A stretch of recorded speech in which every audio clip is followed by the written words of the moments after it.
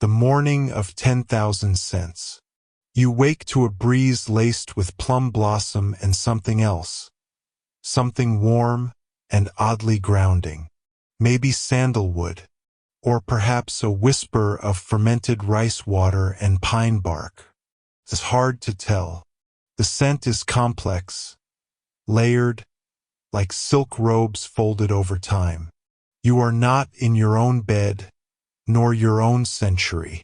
You lie nestled on a straw-filled mat tucked inside a delicate hammock, a wooden structure nestled within the painted courtyards of Joseon-era Korea, sometime in the 15th century, a time of Confucian scholars, starlit poetry, and court ladies with minds sharper than the ink brushes they wield. Outside, a bell rings once, softly, not to wake you, but to remind the air that the morning has begun. You sit up slowly. The floor beneath you creaks like a shy cello. Light filters through papered windows, glowing golden across your sleeves.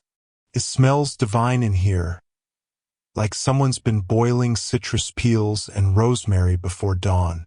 You hear faint laughter from another wing of the palace, and the gentle splash of water being poured into copper basins. This is the Namingbu, the inner court of the royal palace, where the king's consorts, noble concubines, and high-ranking court ladies spend their days studying ritual, calligraphy, politics, and, most secretively, the art of fragrance blending. Because long before branded perfume came in crystal bottles, scent was personal, political, even subversive. And here in this hidden corner of the court, women are distilling their identities drop by drop, through boiling petals, crushing herbs, and weaving memory into steam. You probably won't make it through this day without smelling like a temple offering. So go ahead, pull your hair into a soft bun. Breathe deep. Wrap yourself in silence and intention. And before we begin our stroll through this olfactory palace of forgotten chemistry and sweet mischief, kindly remember to like, subscribe, and comment with where and when you're listening from. Bonus points if you're wearing essential oil. Now let's ease into tonight's journey. Scented secrets beneath the hairpin. The first lesson is silence. In the Namingbu, court ladies don't shout. They glide. Like perfumed shadows wrapped in layers of silk, they speak in tones just above the breeze. It is said a well-bred court lady can communicate entire arguments with nothing more than the turn of a hairpin or the choice of herbs simmering in her morning rinse. Today you are apprenticed to Lady Yoon. She is elegant in the most disarming way, not through jewels or height, but with stillness so composed it makes even the cicadas lower their voices. Lady Yoon's scent, even at a distance, is mesmerizing. It's hard to place. Something like aged wood stored in silk. Floral but reserved. It smells intelligent. You follow her through the inner walkway to a small room behind a lattice screen. A brazier glows softly. Dried herbs rest in small ceramic dishes, some labeled with calligraphy so fine it could almost be mistaken for embroidery. Perfume, she says, is not for seduction. It is for memory. She lifts a pot of steaming rose water and adds 2 drops of something yellow. It sizzles faintly, then vanishes. You lean in. The air shifts. A pulse of bitter orange, softened with cedar bark and a strange grassy note that reminds you of the way a riverbank smells in spring, just after rain. Lady Yoon explains, each royal lady is expected to craft her own fragrance, not only to please the king or distinguish herself from rivals, though that too is part of it, but to carry a sense of self, of mood, of lineage. Some women blend scents to mimic ancestral rituals. Others create signature emotional tones for different days of the week. Historians still debate whether one queen's famed orchid saffron blend was a coded insult to her political rival or simply a preference for spicy florals. But what's clear is this. The perfumed oils are kept in ceramic moon jars, unmarked and uncorked, each sealed with a prayer scroll. They're stored beneath the dressing chamber, lined up like quiet thoughts. And no two are ever exactly the same. You are handed a cloth dipped in chrysanthemum water. It smells like thoughtful afternoons and reluctant goodbyes. You press it to your wrists and feel, for a moment, that perhaps you've just remembered something that never happened but meant something nonetheless.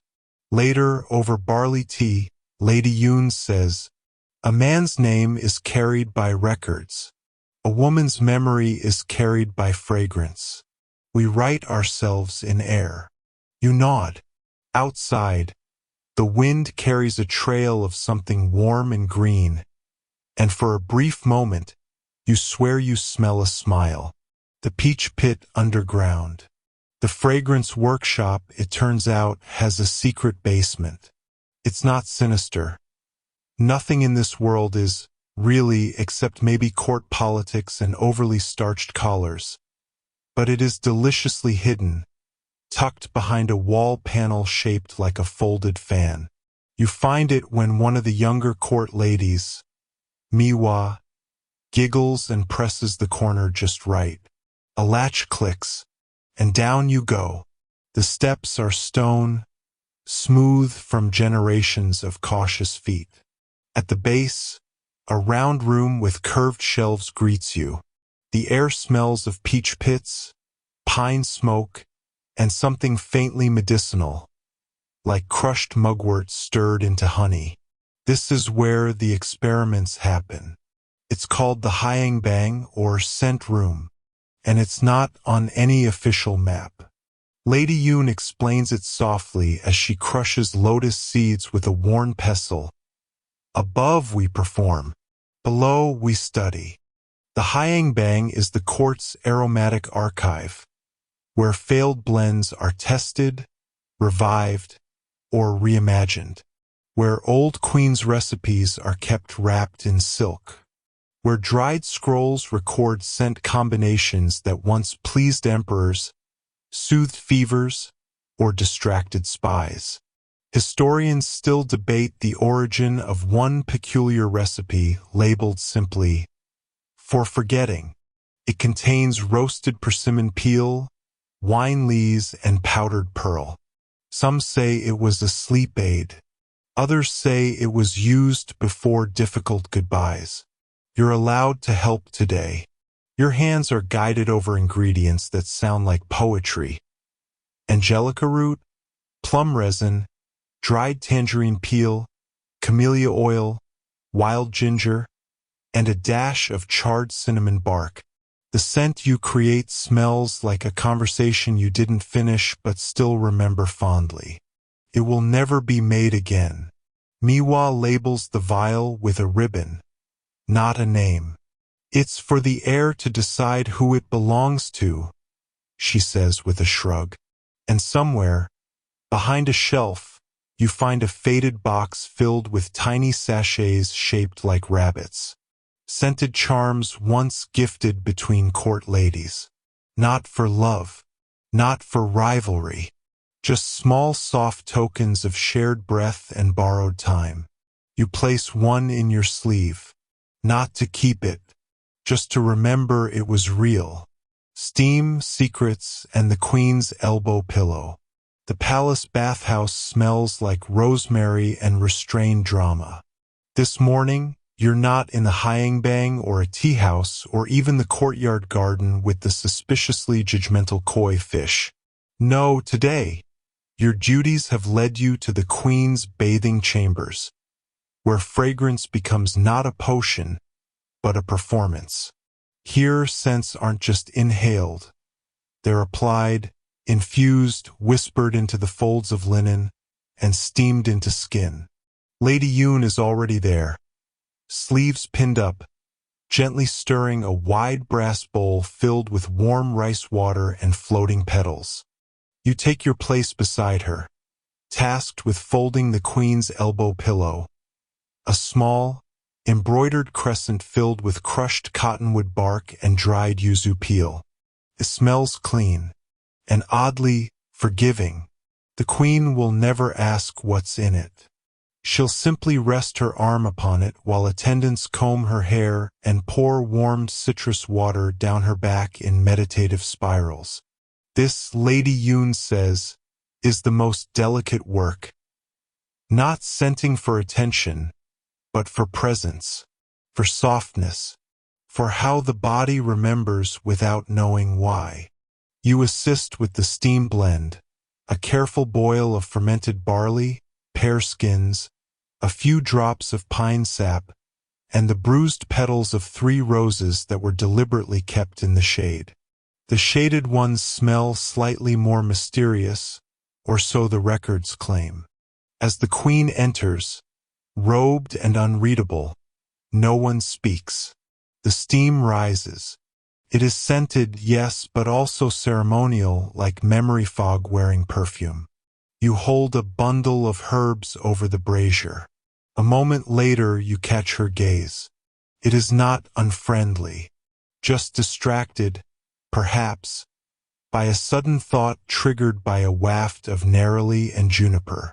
Historians still debate whether the queen's preference for pine was rooted in family memory, seasonal symbolism, or the simple fact that it kept nosy courtiers from standing too close.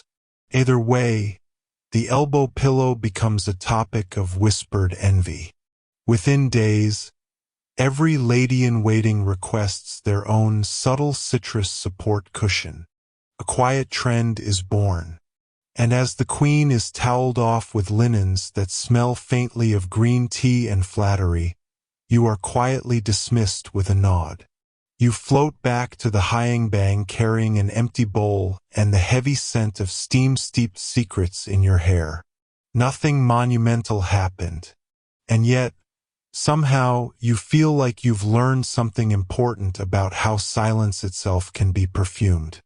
Moonlight, ink, and the perfume that lied. Evenings in the Namingbu are quiet in the way that libraries wish they could be. You sit beneath a ginkgo tree, carefully grinding ink. The air is warm with wood smoke and magnolia.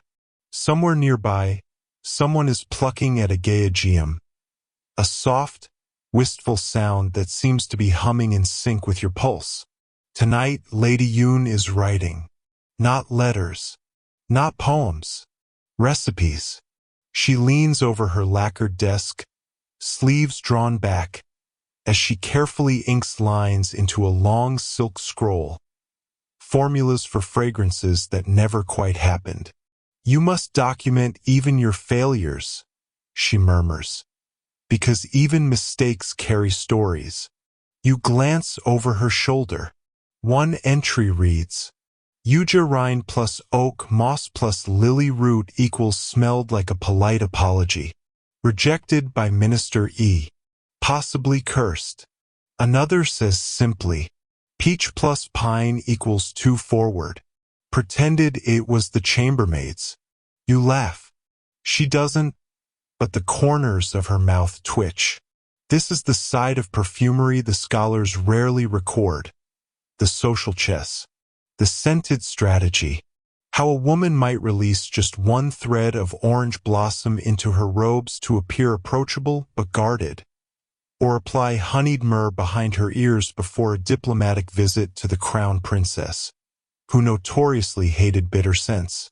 And then there's the perfume that lied.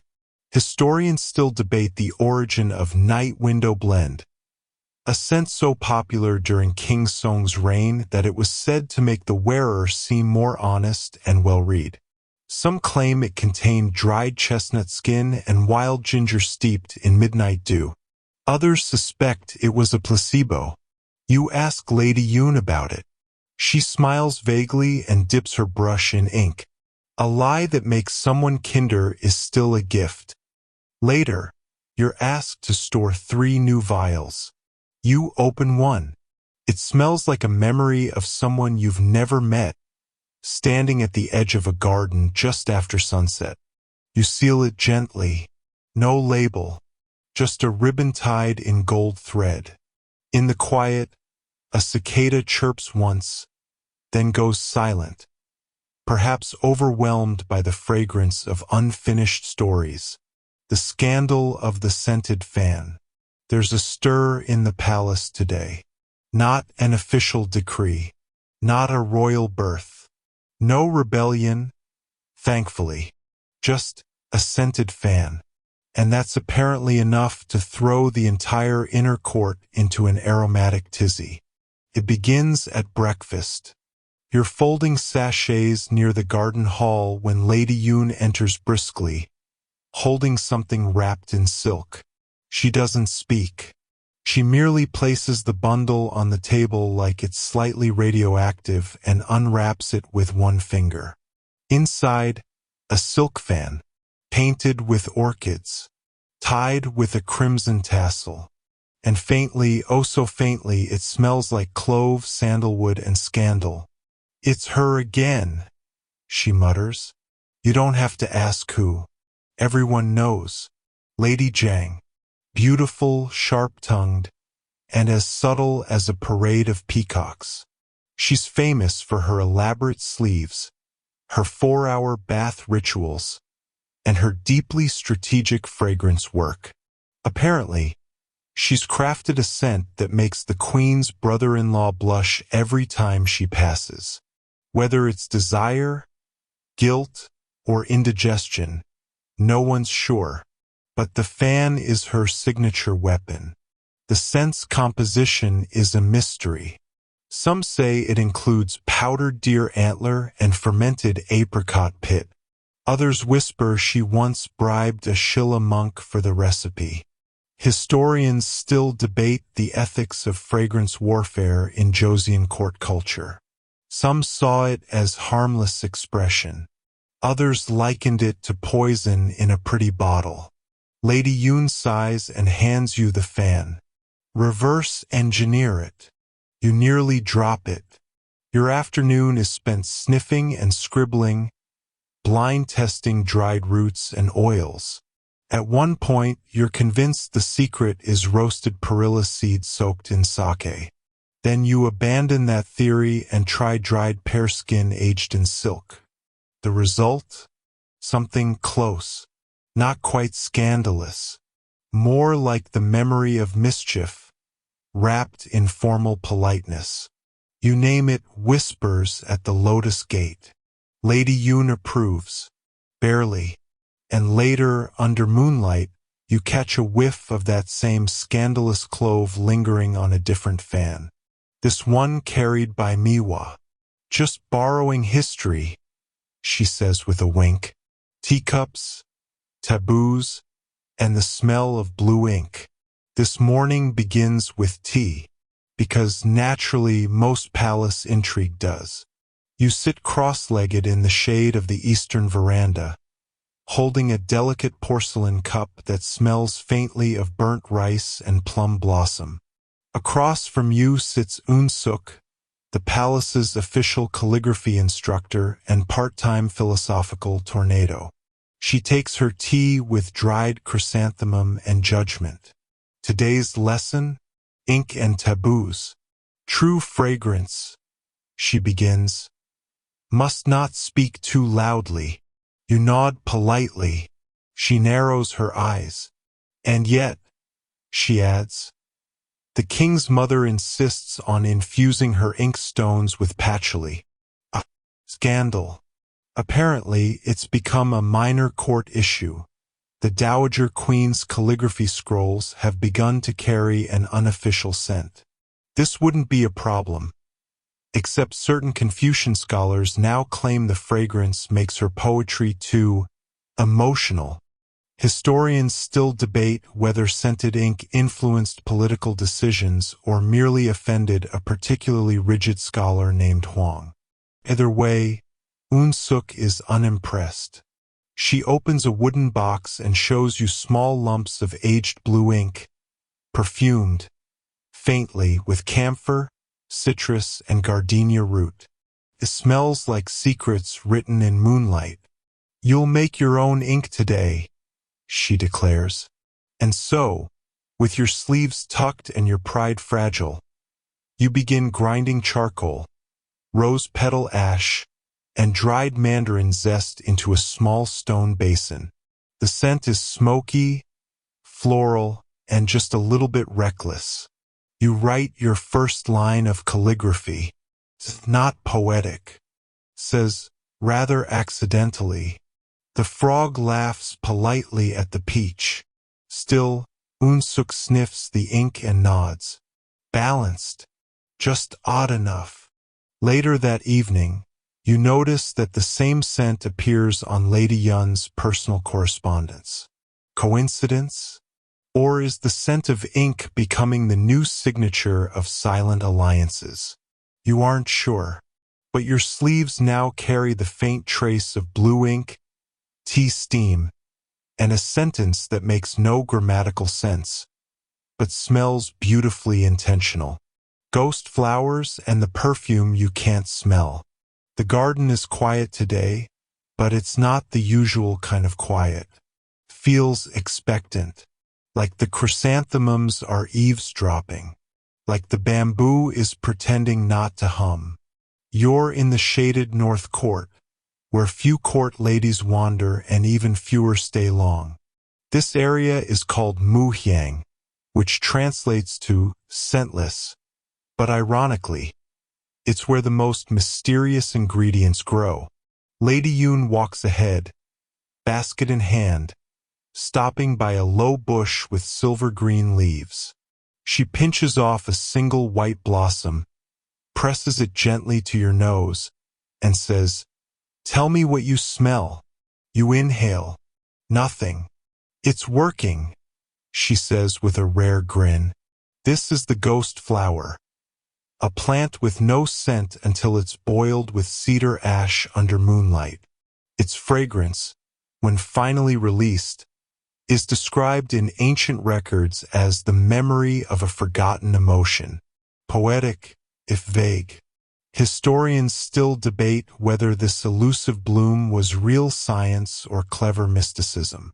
Some argue the flower was symbolic, used in mourning rituals where grief itself was considered unscented but heavy.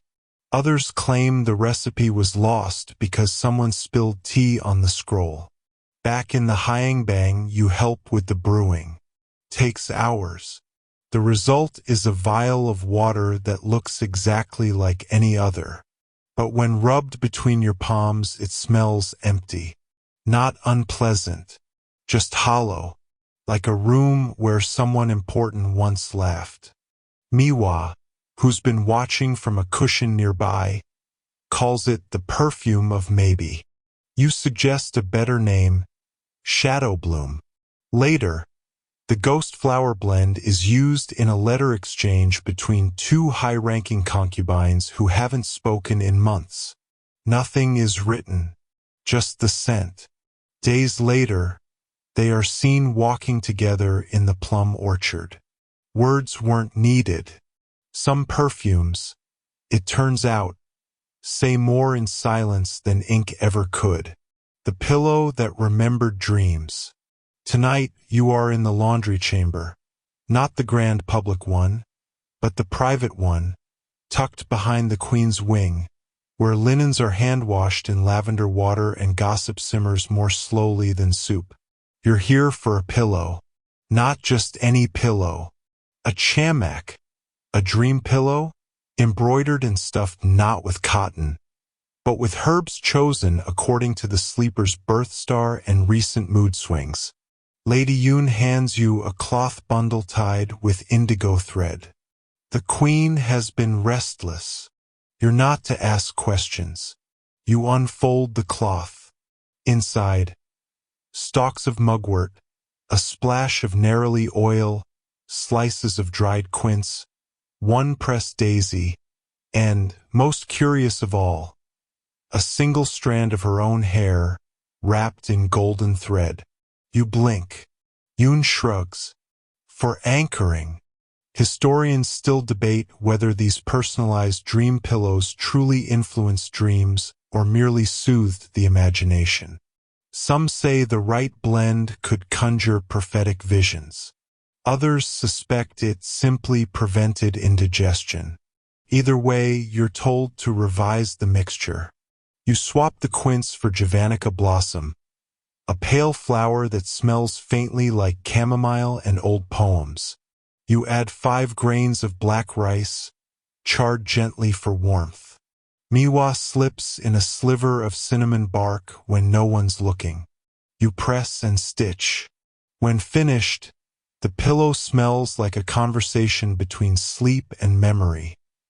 Not loud, but certainly present. That night, the queen sleeps soundly. Rumor travels faster than birds. Within a week, every lady of the court requests their own revised dream pillow. Some even submit secret ingredients. Pressed violets, old ribbon ends, torn corners of love notes. Lady Yoon pretends to be annoyed. She isn't, because now the air in the laundry room smells of 100 women's stories, steamed, stitched, and folded into dreams. And you fall asleep that night beside a spare dream pillow made just for you. It smells like belonging. The day the ink stick melted.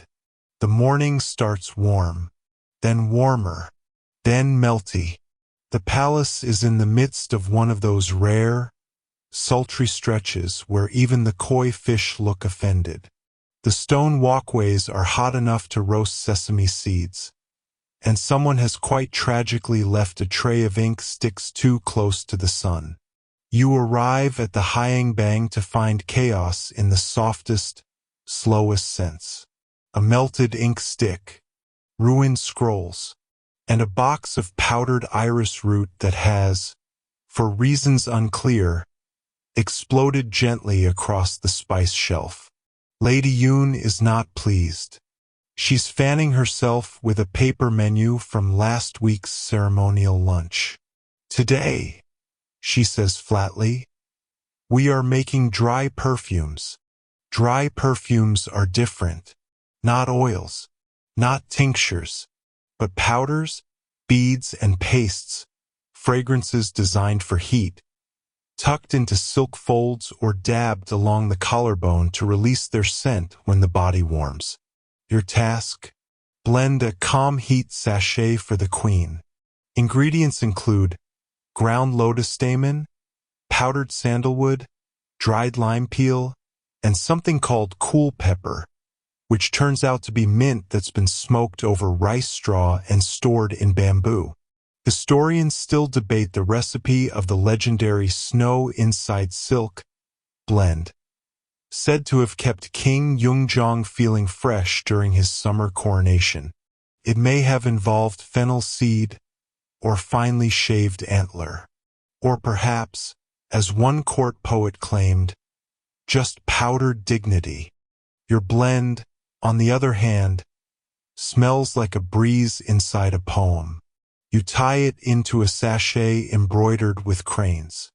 Miwa sniffs it, then immediately tucks one into her own sleeve, whispering, "For when I have to sit near the finance minister." Later that evening, someone leaves a packet of dry perfume beads on your windowsill, and signed. You recognize the scent: clove, melon seed, and moonflower. It smells like a secret you're not worried about keeping. Lessons from the nose of a court eunuch. Today's assignment comes with a warning. Lady Yoon, uncharacteristically serious, says only, "Do not lie to him. He'll smell it." You assume she's being poetic. She is not. Your lesson today is with Eunuch Day, the court's unofficial nose. His job is equal parts perfumer, detective, and emotional barometer. It's said he once identified a thief based on the scent of sesame oil trapped in a silk collar. Another time, he allegedly prevented a minor diplomatic disaster by detecting bitter almond in a gifted soap. The man is a legend, and today you're to learn from him. You meet him in the archive of smells. A dark, cool room filled with sealed clay jars, scrolls, dried roots, and a suspicious number of velvet gloves. He offers you 3 unlabeled pouches and says, "Which one contains sadness?" You blink, then sniff. One smells like gingerbread and pine, one like wilted lily, one like ash and old silk. You choose the third. He nods barely. "Good. That was my wedding robe." You do not ask follow-up questions. He teaches you how to map a scent, not by name, but by memory. This one smells like temple bells. That one like apology. This one like a summer you want to forget. He also teaches you what not to combine. Did you know neroli and burned persimmon smell like taxes? Historians still debate whether eunuchs were truly the finest perfumers or simply had better access to palace drama. Either way, Day's reputation is unshakable. By late afternoon, your nose is exhausted, but sharper. You identify a hidden blend in Miwa's sleeves. Lemon verbena and smug satisfaction. You also realize Lady Yun's mood today, cool on the surface, but her sachet carries the faintest trace of ginger and pine. Bittersweet. At sunset, Day hands you a small, unlabeled jar. For when you miss someone, but won't admit it. You don't open it. Not yet, but the jar is warm in your hand. The perfumed lantern festival. Tonight, the courtyard glows like a bowl of stars. It's the annual lantern festival, and every chamber has sent its own creation. A paper sculpture lit from within, each lantern scented according to region, house, or sometimes simply mood. Yours is small, modest, a lotus blossom cut from rice paper and dyed with plum juice. Inside, a coil of sandalwood incense curls lazily like a stretching cat. Miwa's lantern, of course, is scandalous. Technically, it's a crane. Practically, it's a crane wearing a silk sash and scented with cinnamon and stolen glances. The air smells like celebration. Ginger and pine from the northern wing, frankincense and dried tangerine from the queen's tent, and something mysterious from the foreign ambassador's party, rumored to include saffron, pine sap, and ground pearl. You drift past the displays, scent trailing behind your sleeves, taking in the stories told in scent. A lantern shaped like a fish smells like roasted barley and sea air. Another, a peony, smells like a grandmother's kimchi jar opened in spring. One smells like old paper and cherry pits. You linger there. It reminds you of a poem you forgot to write. Historians still debate whether the Lantern Festival's perfume tradition began as ritual or rivalry. Some say it honored the spirits. Others say it began when 2 court poets tried to out-scent each other during a poetry duel and accidentally invented olfactory competition. Lady Yun arrives late, carrying a lantern shaped like a teacup. It smells faintly of bergamot and long walks. Yours floats alongside hers.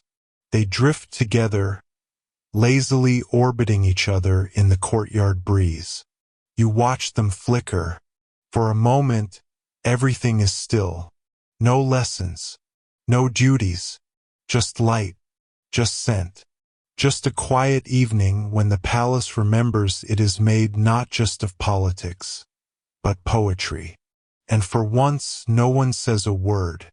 The envelope that made a minister cry. Today's excitement? A letter. Not from the king. Not from the court treasurer. but from Lady Yun, sent, unusually, not by handmaid or whisper, but by scented envelope. The recipient? Minister Cho. Now, Minister Cho is known for two things: his terrifying grasp of tax law and his complete emotional unavailability. A man so stoic he once blinked at a funeral and someone gasped. So imagine the palace's reaction when, upon opening a simple cream-colored envelope, he teared up. The scandal was immediate. Miwa nearly drops her lacquered brush. Was it poisoned? No, not poisoned. Perfumed. Inside the envelope had been a single pressed petal, dusted with clove, magnolia bark, and a trace, faint, barely there, of salted persimmon. The scent hit him like a memory. Word spread that it reminded him of his mother's temple cooking, or his first love, or possibly his favorite dumpling shop. Opinions vary. Historians still debate the contents of the original Cho envelope, as it's now called. Some claim it was part of an elaborate diplomatic test. Others insist it was an accident, that the sachet used to store the envelope was recycled from Lady Yun's laundry drawer. You, however, know better. You had prepared that petal. It wasn't meant for emotion. It was meant to gently encourage the minister to approve a line item for winter bath herbs. The reaction? Unexpected bonus. Later that day, Cho personally signs off on 3 extra crates of lotus root and 2 new heated stone baths for the Hyangbang. No one says thank you, but the next morning, you find a paper crane on your pillow, and signed, scented with cypress and ink. Miwa inspects it, sniffs, and grins. You've got a fan. You roll your eyes. But that night, when the candle dims, you can still smell the letter's memory. And oddly, it smells like kindness. The secret scent behind the peach room. No one talks about the peach room. It's not forbidden. Just unlisted. Tucked behind the east kitchens, down a corridor where even the floorboards hesitate to creak. It's a small chamber lined with faded pink silk and warmed by sunlight that always arrives late but never fails to arrive. They say only those who truly need to find it do. Today, apparently, you're one of them. Lady Yun says nothing, just hands you a lacquered tray of powdered orris root, dried apricot skin, crushed marigold, and a final ingredient labeled only whim. You follow her, past the kitchens, past the storerooms of cinnamon and barley, until the scent changes. It's not dramatic, just a flicker of something, hopeful. The door to the peach room opens with a sound like polite surprise. Inside, 3 women sit in silence. 2 you've never met. One is the queen's aunt, combing her hair with ritual slowness. They nod at you. No one speaks.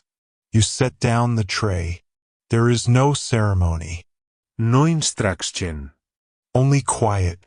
A small burner puffs out pale curls of peach blossom and clove. The room smells like spring from 5 years ago, like a festival you almost attended, like kindness you didn't know how to accept at the time. Miwa told you once, this room is for people who have carried too much scent, who need to forget a little. You inhale. For once, you don't analyze. Don't try to name the notes or find the history. You just breathe. Historians still debate whether the peach room was ever officially sanctioned. Some say it was invented by a lonely concubine with a talent for architecture and a fondness for dried citrus. Others claim it simply appeared. You stay an hour, maybe 2. When you leave, no one speaks, but your sleeves carry the gentlest trace of something untraceable. And that's exactly enough. The perfume that had no name. It begins with a request from the queen herself. Unusual. Not because she speaks to you. She does often. But because this time, there's no riddle, no ritual, no layers of courtly dance. Just a folded note, slipped into your work basket, sealed with wax and the faintest trace of green plum and old paper. Says only, I want a scent no one recognizes. Not even me. A challenge. In the Hyang-bang, the usual herbs look back at you with polite disinterest. You've worked with them all.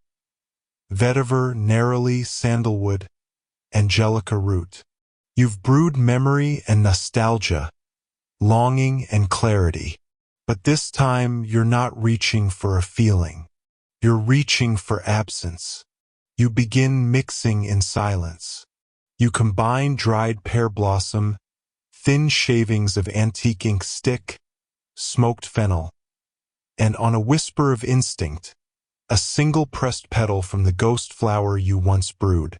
Then, a drop of rainwater collected from the edge of the roof during the last new moon. Miwa watches in silence. What does it smell like? You close your eyes. Inhale. It doesn't, you say. It waits. You place the mixture into a hand-carved box, line it with mulberry paper, and leave it, without label or message, on the queen's lacquered writing desk. She never mentions it. But a week later, the court poet writes a verse that reads, A fragrance passed me in the garden. I knew it once in a dream, then forgot it on purpose. Historians still debate the meaning of this poem. Some say it references a long-lost royal lover. Others claim it was inspired by a seasonal jam. You say nothing. The scent becomes legend, not because of how it smells, but because no one could name it, not even the queen. And maybe, just maybe, that was the point. Now the palace fades. The ink has dried. The spices are sealed in little cloth satchels, and the perfume lingers only in the seams of sleeves and behind quiet ears. The Hyang-bang is dark now, except for the dim glow of a coal ember resting in the burner's belly, breathing heat without flame. You sit back, the weight of the day stretching gently out of your shoulders, like silk that's been folded too long finally opening in slow, crinkled grace. Outside, the crickets begin their ceremony of sound, and a breeze slips through the screen, carrying the barest trace of mint and sandalwood, like a forgotten sigh. Your hands still smell faintly of marigold and something you can't quite place. Perhaps the shadow of a story, perhaps memory's own cologne. You remember the queen's pillow, the ink that wasn't ink, the envelope that made a stone-hearted minister wipe his eyes. You think of Miwa humming off-key as she powdered orange peel, of Lady Yoon, silently slicing pear blossom like a woman editing a poem in real time. The scent of today is almost gone now, but not entirely, because the nose remembers in odd ways. Through warmth, through wool, through the soft press of a finger against a temple when a headache begins. You breathe in again. It's gentle. It's done. And wherever you are, listening under a blanket, curled beside a flickering screen, or half lost in the early drift of dreams, may the air around you carry nothing but calm. Now close your eyes. Sleep, like perfume, comes softer when invited. Good night.